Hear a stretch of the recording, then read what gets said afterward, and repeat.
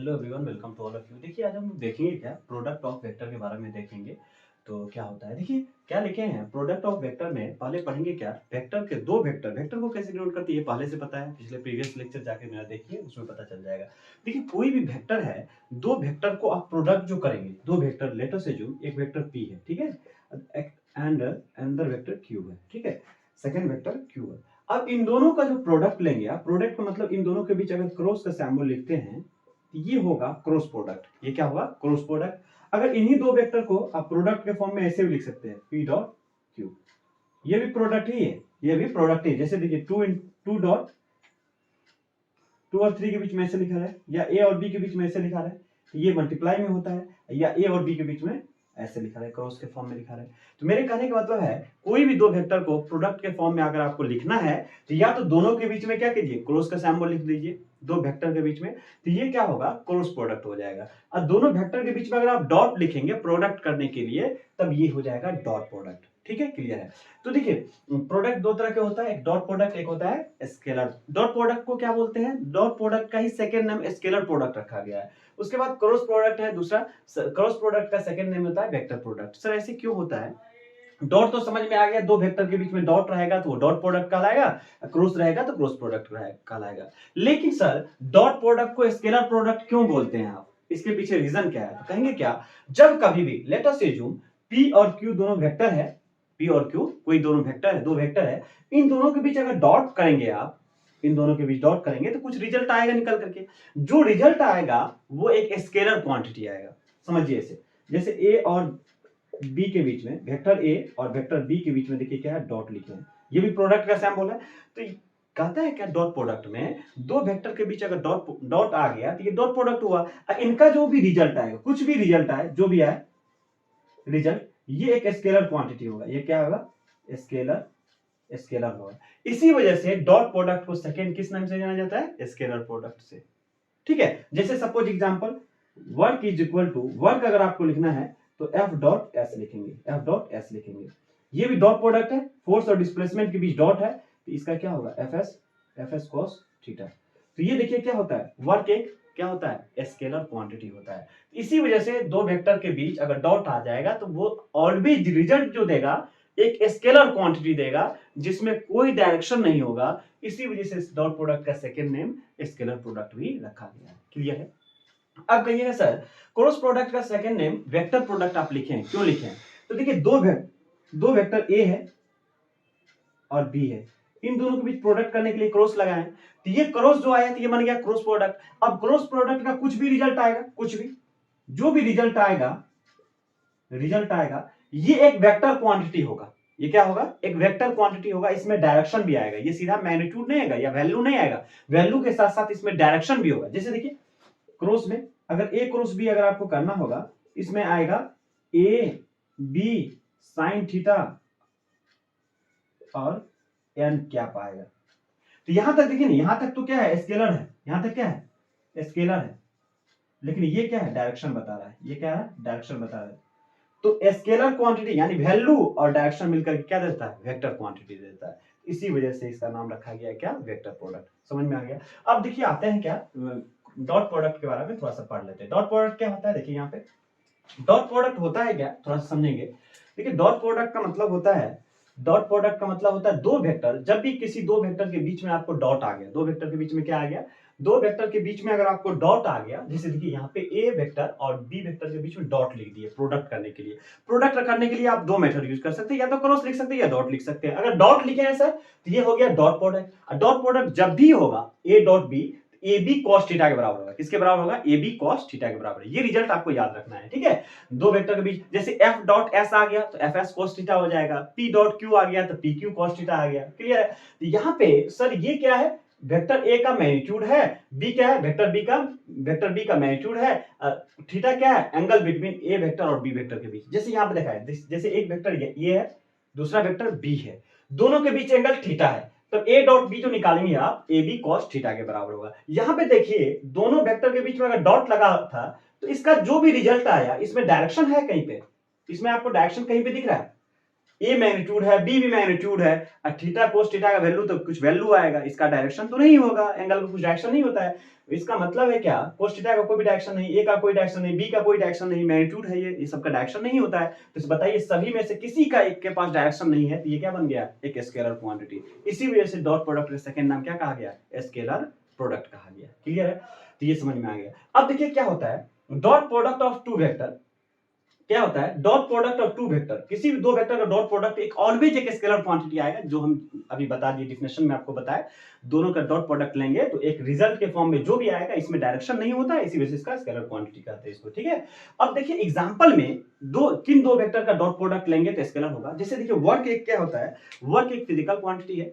Work क्या होता है, वर्क का कभी भी आपसे पूछे फिजिक्स में वर्क निकालने के लिए पूछे, तो वर्क निकालने के लिए आपको कुछ नहीं करना है, सीधा क्या करना है, एफ डॉट ए एस, यानी फोर्स और डिस्प्लेसमेंट वेक्टर को अगर डॉट प्रोडक्ट के साथ लिख देंगे तो वर्क आपको निकल जाएगा। जैसे यहाँ पे लिखा गया work is equal to F dot S. F क्या होता है, वेक्टर क्या है, फोर्स है जो वेक्टर क्वांटिटी है, एस क्या है, डिस्प्लेसमेंट है जो वेक्टर क्वांटिटी है, लेकिन दोनों के हेल्प से जो बना है वर्क, ये एक स्केलर क्वांटिटी है।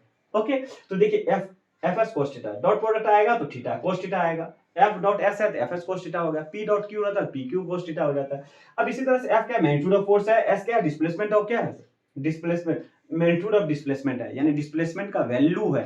ये एफ क्या है, ये जो वेक्टर साइन नहीं लगा हुआ है, मतलब क्या, फोर्स का मैग्नीट्यूड है। क्लियर है, थीटा क्या है सर, थीटा क्या है, एंगल बिटवीन फोर्स और डिस्प्लेसमेंट के बीच का एंगल है। लेट अस अज्यूम फोर्स आप इस ब्लॉक पे इधर लग रहा है, ठीक है, और डिस्प्लेसमेंट जो है, डिस्प्लेसमेंट इधर हो रहा है, एस इधर हो रहा है, इन दोनों के बीच का ये जो एंगल होता है, इसी को बोलते हैं एंगल बिटवीन फोर्स और डिस्प्लेसमेंट। ये कैसे होगा, इसका एक सर एग्जांपल दीजिए, एग्जांपल देते हैं। देखिए हालांकि हम चाहे तो यहाँ पे एग्जांपल बता सकते हैं।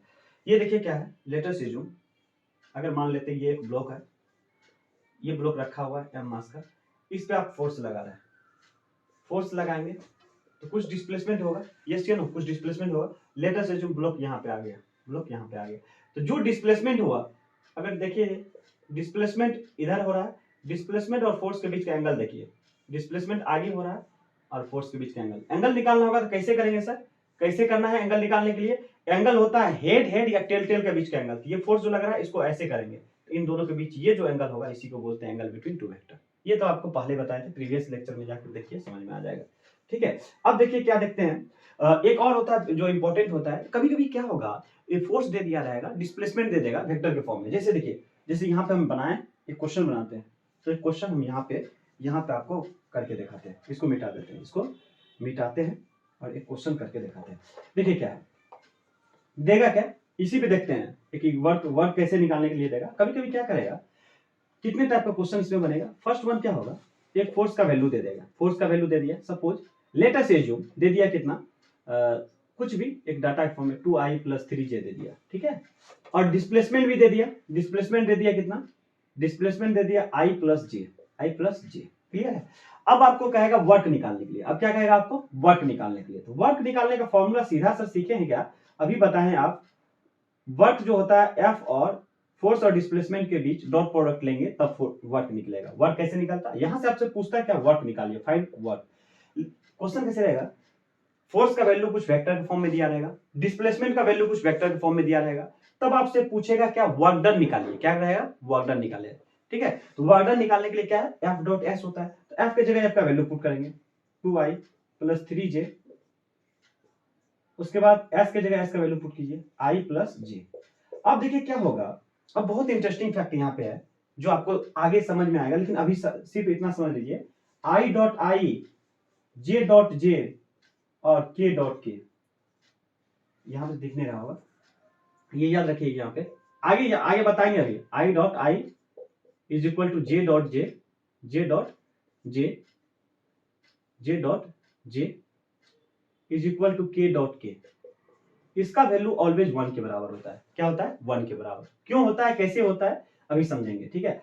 और i डॉट j एक दूसरे के साथ, j dot k dot i, अगर ये रहेगा इसका वैल्यू 0 होता है, इसका वैल्यू क्या होता है, 0। अभी सिर्फ सीधा समझ लीजिए, सेल्फ के साथ, self unit, i dot i रहेगा तो इसका वैल्यू 1, j डॉट j रहेगा तो 1, k डॉट k रहेगा तो 1, लेकिन i j k और k i रहेगा तो इसका वैल्यू कितना होता है, 0 होता है। तो यहां पे देखिए सीधा इंटरेस्टिंग फैक्ट है, 2 और यहाँ पे इन दोनों को मल्टीप्लाई करेंगे, 2i dot i plus j plus 3j dot i plus j. ये लिए तो कंप्लीट ये रखे, ये लिए तो कंप्लीट ये लिए। अभी सीखिए, सीख रहे हैं, बाद में डायरेक्ट आप कर लेंगे मल्टीप्लाई। 2 इंटू आई के, देखिए इस आई के बगल में 2 है कॉफिशिएंट, यहाँ पे आई के 1 है, तो 2 इंटू 1 हो जाएगा। आई डॉट आई क्या सीखे हैं सर, आई डॉट आई 1 होता है, तो 1। उसके बाद आई डॉट जे क्या होगा, 2 इंटू 1 2 होगा, और आई डॉट जे देखिए क्या होगा 0, एक दूसरे के साथ 0 हो जाता है। प्लस जे डॉट, यहाँ पे देखिए 3 इंटू 1 3 हो जाएगा, लेकिन जे डॉट आई क्या हो जाएगा 0। जे और आई एक दूसरे के साथ क्या होता है 0। फिर देखिए यहाँ पे 3 इंटू जे का कोएफिशिएंट 1 है, 3 इंटू 1 3 हो गया, और जे डॉट जे 1 हो गया। अब देखिए 2 plus 0 plus 0 plus 3 is equal to 5। अब यहां से आप एक चीज सीखे हैं, जब कभी भी आपका कहेगा डॉट प्रोडक्ट करने के लिए, तो सिर्फ जिसमें आई लगा है आई वाले के साथ मल्टीप्लाई कीजिएगा, जे को जे वाले के साथ मल्टीप्लाई करिएगा। बाकी सब क्यों ना करें सर, आई जे और आई के साथ क्या हो जाएगा 0 हो जाएगा, जे आई और के आई के साथ 0 हो जाएगा। तो सिर्फ मतलब आई को आई के साथ मल्टीप्लाई करेंगे, जे को जे के साथ मल्टीप्लाई करेंगे। तो यहां देखिए आई का कोएफिशिएंट कितना था, डायरेक्ट 2 था, और यहाँ आई का कोएफिशिएंट कितना है 1 है। तो 2 इंटू 1 करेंगे तो आप कितना होगा, डायरेक्ट यहां से ले लीजिए, 2 इंटू 1 कितना हो जाएगा 2।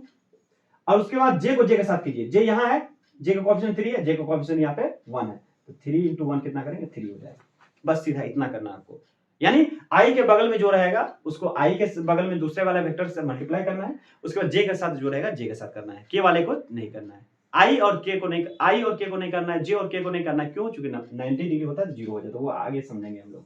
तो यहाँ पे कितना आ गया 5 जूल। तो इस तरह के क्वेश्चन पूछेगा आपसे, एक क्वेश्चन क्या हो गया डॉट प्रोडक्ट का ऐसा क्वेश्चन। दूसरा क्वेश्चन कैसा पूछेगा, अगर वर्क दिए हैं तो बता ही देते हैं। दूसरा जो होता है, दूसरा आपसे ऐसे पूछेगा, इसका स्क्रीनशॉट ले लीजिए। देखिए क्या होगा, दूसरा कैसे पूछेगा, जैसे मान लिया जाए क्वेश्चन पूछ रहे हैं, क्वेश्चन का टाइप बता रहे हैं, बेसिक बता रहे हैं, उसके बाद अच्छा क्वेश्चन करेंगे, ठीक है। अगर आपको मेरे लेक्चर से कुछ भी समझ में आ रहा है, आपको लग रहा है फायदा हो रहा है, तो आप क्या कर सकते हैं, मेरे साथ बने रह सकते हैं और अपने फ्रेंड सर्कल में शेयर कीजिए, ठीक है। और जो भी टॉपिक आपको समझ में आ रहा है उसका आप क्या कीजिए, कमेंट कीजिए, हम उसी पे लेक्चर बनाएंगे, ठीक है। जैसे लेटेस्ट एज्यूम, ये क्या है, एम मास का कोई बॉडी है सर, इसमें क्या होगा, एक फोर्स एफ लग रहा है, एक फोर्स क्या लग रहा है एफ लग रहा है, जो लिखा हुआ है हॉरिजॉन्टल के साथ ये फोर्स 30 डिग्री एंगल पे लग रहा है। कितना डिग्री एंगल पे, 30 डिग्री। क्या लिख देगा, a block of mass m kg, a force F is acting on that block. Due to force, this block is displaced from 5 metre displacement. कितना हो गया 5 मीटर। लेटर से जो ये फोर्स का भी वैल्यू आपको दिया होगा, F = 10 न्यूटन दिया होगा, ठीक। कल इस फोर्स को अगर लगाएं आप 30 डिग्री एंगल पे हॉरिजॉन्टल के साथ, तो इसमें जो डिस्प्लेसमेंट हुआ, डिस्प्लेसमेंट यहां से ब्लॉक 5 मीटर आगे आ गया, मतलब यहां से यहां तक ब्लॉक यहां आया, और यहां से यहां के बीच में कितना चला ब्लॉक, हालांकि डिस्टेंस 20 से लेते हैं, इनके बीच से मतलब कितना चला है डिस्प्लेसमेंट, S = 5 मीटर दिया है, 5 मीटर दिया है। मतलब आप जो फोर्स लगाइए 30 डिग्री एंगल पर हॉरिजॉन्टल के साथ, तो इसमें डिस्प्लेसमेंट 5 मीटर को हुआ। अब ये बताइए जरा सा ध्यान से बताना है, डिस्प्लेसमेंट तो आगे होगा, डिस्प्लेसमेंट आगे होगा, डिस्प्लेसमेंट आगे हो रहा है, इधर हो रहा है, तो इसको हम शिफ्ट यहां पे कर सकते हैं, यस या नो, डिस्प्लेसमेंट को शिफ्ट कर सकते हैं। तो ये जो है डिस्प्लेसमेंट ऐसे लग रहा है, इसको आप शिफ्ट किए तो ये हो गया S। अब देखिए ये है 30 डिग्री, तो ये भी एंगल कितना हो जाएगा 30 डिग्री। तो अब देखिए फोर्स और डिस्प्लेसमेंट, फोर्स लग रहा है ऐसे, डिस्प्लेसमेंट ऊपर, फोर्स और डिस्प्लेसमेंट का टेल के बीच एंगल आ गया। इससे पहले क्यों नहीं लिए थे ये वाला एंगल सर, देखिए यहाँ पे फोर्स का हेड है और डिस्प्लेसमेंट का टेल है। डिस्प्लेसमेंट अगर आगे की तरफ होगा तो इसका क्या है, ये टेल है। तो हेड और टेल के बीच का एंगल नहीं लेते हैं, आपको पहले ही बताया थे। तो टेल के बीच एंगल लेने के लिए हम क्या किए, डिस्प्लेसमेंट को शिफ्ट कर दिए ऊपर, पैरेलल शिफ्ट किए, ऊपर गया, तो दोनों के बीच 30 डिग्री हो गया। तो अब बताइए F और S के बीच, F कितना है, F का मैग्नीट्यूड है 10, S का मैग्नीट्यूड है कितना है 5 मीटर। अब कह रहा है आपको क्या निकालने के लिए, वर्क निकालने के लिए। वर्क का फॉर्मूला बताइए, F डॉट S होता है, इसको बड़े करेंगे तो FS cos थीटा होता है sir. FS cos theta, F की जगह F का मैग्नीट्यूड 10 है, S का मैग्नीट्यूड 5 है, और थीटा का value cos 30 degree, cos 30 degree, cos 30 degree की वैल्यू कितना, 50 × 1 बाय cos 30 डिग्री √3/2 होता है, ठीक है। अब इन दोनों को क्या करेंगे, डिवाइड कर देंगे तो 25√3 हो जाएगा, क्लियर है ये चीज, ठीक है। cos 30 डिग्री की वैल्यू √3/2 होता है, यहां से हम कैंसिल किए 25√3 जूल हो गया। तो दो टाइप का क्वेश्चन पूछेगा, दोनों बता दिए। कभी कभी क्या रहेगा, देखिए सेकंड एग्जांपल, पावर में लिखे F डॉट P। पावर क्या होता है, अगर कभी पावर पूछेगा तो फोर्स और वेलोसिटी का डॉट प्रोडक्ट लेंगे आप, तब पावर निकलेगा। तो कभी भी पावर पूछेगा तो फोर्स का वैल्यू दिया रहेगा, वेलोसिटी का वैल्यू दिया रहेगा, तब आप पावर निकाल लेंगे इस तरह से, ठीक है, डॉट प्रोडक्ट करके। समझ में आ गया। अब देखिए प्रॉपर्टीज देख लेते हैं जो बहुत इंपॉर्टेंट है। डॉट प्रोडक्ट में जो भी क्वेश्चन आता है मैक्सिमम क्या होता है, प्रॉपर्टीज पे आता है। तो देखिए पहला प्रॉपर्टी आपको क्लियर है, दो dot product of any two vector is always scalar quantity, ठीक है। सेकंड क्या कहता है, a dot b is equal to ab cos theta होता है, ओके क्लियर है। अब अगर थीटा होगा ऑब्ट्यूस एंगल, थीटा क्या होगा, ये थीटा जो होगा दोनों वेक्टर के बीच का एंगल ऑब्ट्यूस एंगल है। ऑब्ट्यूस का मतलब होता है 90 से बड़ा। अगर थीटा 90 से बड़ा होगा तो 90 से बड़ा के लिए कोस का वैल्यू निगेटिव होता है। इसी वजह से अगर ये वैल्यू निगेटिव हो गया तो ये कंप्लीट वैल्यू को क्या कर देगा, निगेटिव। क्यों सर, ए कभी भी निगेटिव नहीं हो सकता है, क्यों, क्योंकि वेक्टर ए का मैग्नीट्यूड है। बी कभी नहीं हो सकता है, वेक्टर का मैग्नीट्यूड है, वेक्टर बी का मैग्नीट्यूड है। तो ये अगर निगेटिव हो गया तो कंप्लीट को निगेटिव कर देगा। इसी वजह से लिखे हैं अगर थीटा ग्रेटर देन 90 होगा यानी थीटा ऑब्ट्यूस होगा तब ए डॉट बी क्या आएगा, निगेटिव वैल्यू आएगा। क्लियर है, समझ में आ रहा है। अगर देखिए ए डॉट बी का वैल्यू पॉजिटिव कब होगा, जब थीटा होगा लेस देन 90, मतलब एक्यूट एंगल रहेगा तब। जैसे अगर दो वेक्टर के बीच का एंगल 60 डिग्री है तो 100% वो प्लस में आएगा। दो वेक्टर के बीच का एंगल कितना है, 120 डिग्री है, 90 से बड़ा है, ऑब्ट्यूस एंगल है, तो 100% वो आंसर आपको निगेटिव मिलेगा। क्लियर है, आई होप क्लियर होगा, ये समझ में आ गया। अब तीसरा पे आते हैं, जब दो वेक्टर पैरेलल रहेगा, दो वेक्टर क्या रहेगा, पैरेलल रहेगा। पैरेलल का मतलब होता है सेम डायरेक्शन में दोस्त।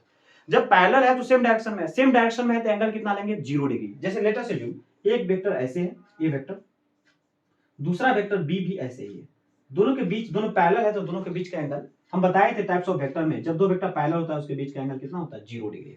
एंटी पैरेलल होगा तो उसके बीच का एंगल 180 डिग्री होता है। तो ये देखिए 0 डिग्री है तो 0 डिग्री है। अब ए वेक्टर ए और बी पैरेलल है, एंगल कितना हो गया, 0 डिग्री। ए डॉट बी लेंगे तो ए बी कॉस कितना लेंगे, ए बी कॉस लेंगे आप 0 डिग्री। कॉस 0 का वैल्यू होता है 1, तो ये वैल्यू दे देगा ए और बी, ठीक है। इसी वजह से ये लिखे हैं ए बी के बराबर होता है। क्लियर है। अब देखिए एंटी पैरेलल होगा, एंटी पैरेलल का मतलब होता है थीटा 180 डिग्री। एंटी पैरेलल किसको बोलेंगे, एक वेक्टर ऐसे है, ये ए वेक्टर है, एक वेक्टर बी है जो ऐसे है, ये एंटी पैरेलल है। ये क्या है, एंटी पैरेलल। जब एंटी पैरेलल होगा तो देखिए दोनों के बीच के अपोजिट है तो 180 डिग्री एंगल है। 180 डिग्री जैसे एंगल होगा तो कोस 180 डिग्री का वैल्यू दोस्तों होता है कितना, कोस 180 डिग्री का वैल्यू होता है, ये याद रखिएगा, ये होता है -1। कितना होता है, -1। इसी वजह से इसका वैल्यू कितना निकलेगा, ए इसमें यहाँ क्या लिखेंगे, यहाँ लिखेंगे ए बी कोस 180, कोस 180 की वैल्यू होता है -1, तो ये क्या हो जाएगा, माइनस बाहर निकल जाएगा। समझ में आ रहा है, क्लियर है। कोस 180 का वैल्यू होता है सर -1, तो कोस थीटा की जगह -1 लिख दिए तो माइनस ए बी हो गया। तो अब इससे क्या पता चल रहा है, रेंज जो होगा दो वेक्टर डॉट प्रोडक्ट का रेंज जो होगा माइनस ए बी से लेकर के कहां तक आएगा, प्लस ए बी तक आएगा।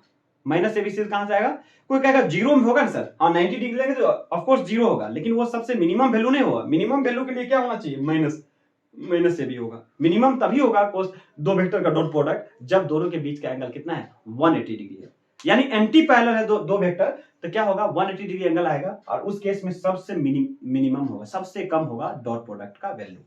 अब मैक्सिमम कब होगा, जब दो वेक्टर सेम डायरेक्शन में होगा तो दोनों का डॉट प्रोडक्ट का वैल्यू मैक्सिमम आएगा जो ए बी के बराबर होगा। तो रेंज क्या लिखे, माइनस ए बी से लेकर डॉट प्रोडक्ट ए बी तक वेरी करेगा। देखिए माइनस ए बी कहां पे, जब 180 डिग्री होगा तो माइनस ए बी, और जब 0 डिग्री हुआ था प्लस ए बी। मतलब क्या पता चला, माइनस ए बी से प्लस ए बी तक रेंज होगा। क्लियर है। अब देखिए क्या होता है, फिफ्थ नंबर देखते हैं, जब दोनों परपेंडिकुलर होगा तो क्या होगा। सर जब परपेंडिकुलर है तो परपेंडिकुलर हो, नॉर्मल हो, ऑर्थोगोनल हो, तीनों का मीनिंग एक ही होता है। लिख लीजिएगा, परपेंडिकुलर चाहे सिंबल के फॉर्म में लिखे, चाहे नॉर्मल और या ऑर्थोगोनल, या ऑर्थोगोनल या ऑर्थोगोनल, इसका सभी का मीनिंग होता है 90 डिग्री। जब 90 डिग्री होगा तो दोनों वेक्टर का डॉट प्रोडक्ट कितना आएगा, 0 के बराबर। क्यों ऐसा 0 होगा, क्योंकि 90 डिग्री जैसे लेंगे तो कोस 90 की वैल्यू कितना हो जाएगा, कोस 90 की वैल्यू हो जाएगा आपको, कोस 90 की जैसे वैल्यू हो जाएगा क्या, कोस 90 की वैल्यू हो जाएगा आपको कितना, 0 डिग्री। कोस 90 के 0 होता है, देखिए ना, यहाँ पे क्या करेंगे आप, ए डॉट बी करेंगे, A dot B is equal to A B cos theta, A B cos 90, cos 90 की वैल्यू होता है 0, तो कंप्लीट का वैल्यू कर देगा 0। जब परपेंडिकुलर होगा तो वैल्यू कितना आ जाएगा, 0 के बराबर हो गया। क्लियर है। तो इसको मिटाते हैं, लास्ट वन है, लास्ट एक बताते हैं, बस हो गया। उसके बाद आपको डॉट प्रोडक्ट हो जाएगा, कल क्रॉस प्रोडक्ट कर देंगे 10 मिनट में और क्लियर हो जाएगा। ठीक है। अब देखिए 6 नंबर क्या लिखे हैं, 6 नंबर लिखे हैं, dot product of vector itself is a square of magnitude. जैसे मान लो यहाँ पे कैसे क्या होगा, जैसे एक वेक्टर ए है, इस ए वेक्टर को ही ए के साथ अगर डॉट प्रोडक्ट लेंगे, ए वेक्टर को ए के साथ डॉट प्रोडक्ट लेंगे, यही कह रहा है, तो इसका वैल्यू क्या होगा, ए के स्क्वायर के बराबर होगा। कैसे होगा सर, जैसे मान लीजिए एक वेक्टर ए है, इसी डायरेक्शन में है ए वेक्टर, अब इसी प्रकार दूसरा वेक्टर भी ए ही होना चाहिए। तो बताइए दोनों के बीच का एंगल कितना होगा? सेम वेक्टर एक दूसरे के साथ कितना डिग्री एंगल बनाता है? 0 डिग्री। जैसे एक्स एक्सिस कहेंगे, एक्स एक्सिस के साथ कितना बना रहा है एंगल? तो 0 डिग्री बना रहा है। तो दो वेक्टर अगर सेम है तो उसका डायरेक्शन सेम है। जब डायरेक्शन सेम होगा तो उसके बीच का एंगल ऑफ कोर्स 100% 0 डिग्री होगा। तो ए डॉट ए का मतलब वो दोनों वेक्टर सेम है तो इसके बीच का एंगल कितना आएगा? 0 डिग्री। ठीक है ना? ए भी इधर है और दूसरा ए भी किधर है? इधर है। तो दोनों के बीच का एंगल 0 डिग्री। तो ए डॉट ए करेंगे आप तो आएगा ए का मैग्नीट्यूड, फिर दूसरा वेक्टर ए का मैग्नीट्यूड और cos 0 का वैल्यू कितना होता है? 1। तो a into A into 1 is equal to A का स्क्वायर। इससे पता चल रहा है दो वेक्टर का डॉट, अगर दो वेक्टर सेम है उसका आप डॉट प्रोडक्ट निकालना चाहते हैं, जैसे f है, f1 को f1 के साथ डॉट प्रोडक्ट निकालना चाहते हैं तो 100% ये क्या होगा? f1 का स्क्वायर होगा, क्योंकि दोनों के बीच का एंगल कितना आएगा? 0 डिग्री। क्लियर है? आई होप कि क्लियर होगा। एक और प्रॉपर्टी है जो इंपॉर्टेंट है, इसके बाद हम बता देते हैं और फिनिश करते हैं। देखिए क्या हो, एक और प्रॉपर्टी कैसा है, देखिए ऑर्थोगोनल यूनिट वेक्टर के बारे में। बहुत सिंपल है लेकिन बहुत इंपॉर्टेंट है। Dot product of orthogonal unit vector ये क्या होता है सर? ऑर्थोगोनल यूनिट वेक्टर, देखिए एक एक्स एक्सिस है, दूसरा अगर वाई एक्सिस है, एक्स एक्सिस ये वाई एक्सिस ये जेड एक्सिस। ठीक है? तो एक्स एक्सिस की तरफ जो यूनिट वेक्टर होता है वो आई कैप होता है, वाई एक्सिस की तरफ जो होता है जे कैप होता है और जेड एक्सिस की तरफ जो होता है के कैप होता है। तो ये जो होता है unit vector along x axis, unit vector along y axis, unit vector along z axis, इसी को बोलते हैं ऑर्थोगोनल यूनिट वेक्टर। क्या बोलते हैं? Orthogonal unit vector. जब कोई वेक्टर x एक्सिस की तरफ है तो उसको लिखेंगे i कैप के साथ, जब कोई वेक्टर y एक्सिस के साथ है, y एक्सिस की तरफ है तो उसको j कैप के फॉर्म में लिखेंगे। सपोज एग्जांपल समझिए, कोई पॉइंट है 2,3, इसका x कोऑर्डिनेट ये है, ये x कोऑर्डिनेट, ये है y कोऑर्डिनेट। अगर आपको इसको वेक्टर के फॉर्म में लिखना होगा, लेट अस अज्यूम ये यहां से यहां तक अगर कोई r वेक्टर लिए है, वेक्टर के फॉर्म में लिखना होगा तो लिखेंगे x के तरफ 2 है तो इसमें i लगाएंगे, प्लस y के तरफ 3 है तो इसमें 3j लगाएंगे। तो आपको समझ में आना चाहिए, जब भी इस तरह का कोई है x के तरफ का जो वेक्टर रहेगा उसको अगर आपको वेक्टर के फॉर्म में लिखना है तो i कैप के साथ लिखना होगा, y की तरफ को j की तरफ के k कैप के फॉर्म में लिखना होगा। तो इसी में देखिएगा, इसी में जरा समझाएंगे, इसी में क्या समझाएंगे, देखिए कैसे याद रहेगा, x y और z होता है तो i j और k होता है। x की तरफ यूनिट वेक्टर i होता है, y की तरफ j होता है, z की तरफ k होता है। तो आप देखिए कभी भी आपसे पूछ दे तीनों x और एक्सिस y एक्सिस और z एक्सिस तीनों परपेंडिकुलर होता है, यस, तो i j और k परपेंडिकुलर होगा, यस होगा, क्योंकि x के एक्सिस की तरफ i होता है, y के एक्सिस j होता है, इन दोनों के बीच में 90 डिग्री है, फिर इन दोनों के बीच 90 इन दोनों में कोई भी यूनिट वेक्टर हो गया, ये यूनिट वेक्टर है, कैप लगा हुआ है, तो यूनिट वेक्टर का मैग्नीट्यूड 100% 1 होता है। कितना होता है? 1 होता है। अब ये बताइए, अगर आपसे पूछे i डॉट i निकालिए, i डॉट i का मतलब क्या होगा? सेम वेक्टर है i और i एक दूसरे के साथ कितना एंगल बनाएगा? 0 डिग्री। तो इसका क्या होगा? i का मैग्नीट्यूड, फिर दूसरा i का मैग्नीट्यूड cos 0 का वैल्यू कितना होता है? 1। तो 1 i का मैग्नीट्यूड भी 1, इस i का वैल्यू इसका भी 1। तो कोई भी यूनिट वेक्टर है उसका वैल्यू कितना होता है? 1। जैसे देखिए j कहेगा, j डॉट j कहेगा, j भी यूनिट वेक्टर है, इसका मैग्नीट्यूड 1 होगा, इन j का भी मैग्नीट्यूड 1 होगा और इन दोनों के बीच एंगल कितना है? 0 डिग्री। cos 0 का वैल्यू भी 1 होगा, तो वैल्यू आएगा 1। इससे क्या पता चला? i डॉट i भी 1 हुआ, j डॉट j भी 1 हुआ, तो k डॉट k भी क्या होगा? 1 के बराबर होगा। क्लियर है? हो गया। अब देखिए जस्ट 1 मिनट, क्रॉस प्रोडक्ट लेंगे, लेकिन क्रॉस प्रोडक्ट बाद में लेंगे, लेकिन अभी एक और बता देते हैं, i j के साथ क्या होगा? i और j के बीच देखिए एंगल कितना है? i और j के बीच का एंगल 90 डिग्री है। i का मैग्नीट्यूड, फिर j का मैग्नीट्यूड cos 90 लेंगे तो ये कितना हो जाएगा? cos 90 की वैल्यू 0 होता है सर, यहाँ 1 into 1 आया लेकिन 0 कंप्लीट कर क्या कर देगा? 0। इससे क्या पता चल रहा है आपको? i और j का डॉट प्रोडक्ट लेंगे क्या होगा? ये 0 के बराबर है। क्यों? क्योंकि i और j के बीच का एंगल 90 डिग्री है, cos 90 की वैल्यू 0 होता है तो कंप्लीट को 0 कर देगा। इसी तरह j और k के बीच, बोलिए j और k के बीच हो गया, j और k के बीच में क्या होगा? j k क्या होता है? j का मैग्नीट्यूड 1 होता है, k का मैग्नीट्यूड 1 होता है, इन दोनों के बीच 90 डिग्री है, cos 90 की वैल्यू 0 होता है तो कंप्लीट का वैल्यू क्या कर देगा? 0। इससे क्या पता चला? i dot i, j dot j, k dot k का वैल्यू कितना होगा? 1 होगा। इससे क्या पता चला? इसको लिख देते हैं हम, इसको यहां पे लिख देते हैं, यहीं पे लिख देते हैं, इसको मिटा करके। एक्सप्लेन तो आपको कर ही दिए, अब यहाँ पे जरा से दो प्रॉपर्टी लिख लीजिए। देखिए i dot i is equal to i dot i और j dot j is equal to k dot k। इसका वैल्यू कितना आएगा? 1 के बराबर, क्योंकि 0 डिग्री एंगल आ रहा है, और i j k एक दूसरे के साथ के और आई इसका मैग्नीट्यूड कितना होगा, 0 के बराबर। इन दोनों प्रॉपर्टी ये बहुत इंपॉर्टेंट है, इसको आप याद करें। ठीक है, अब कभी क्रॉस प्रोडक्ट क्या है, कल ही के क्लास में, कल या परसों एक क्रॉस प्रोडक्ट का वीडियो आप लोग अपलोड कर देंगे। ठीक है, थैंक यू सो मच।